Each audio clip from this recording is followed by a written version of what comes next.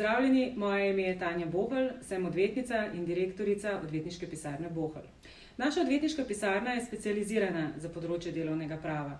Zato, če vas zanimajo odgovori na najbolj pogosta vprašanja v zvezi z delom od doma, si poglejte naslednji video.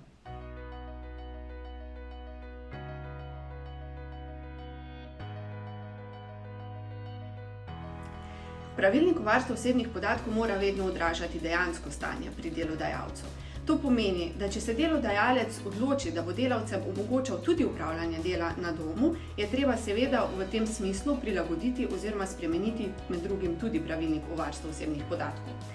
Pri tem bi mogoče izpostavili dva vidika, na katera naj bodo delodajalci še posebej pozorni, in sicer vprašanje varstva osebnih podatkov delavcev, ki opravljajo delo na domu, se pravi tudi njihove zasebnosti, po drugi strani pa vprašanje varstva osebnih, pa tudi drugih zaupnih podatkov, s katerimi se delavci srečujejo pri opravljanju dela, se pravi, s katerimi na nek način upravljajo pri opravljanju svojih delovnih nalog.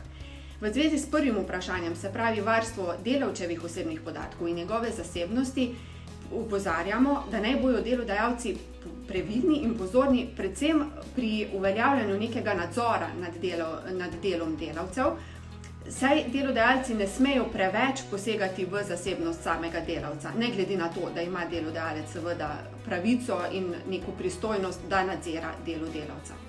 Po drugi strani pa v zvezi z vprašanjem varstva osebnih podatkov in seveda tudi drugih zaupnih podatkov, s katerimi delavec upravlja pri svojem delu, naj delodajalci upoštevajo predvsem tako organizacijske kot tudi fizične in tehnične vidike varovanja takih podatkov.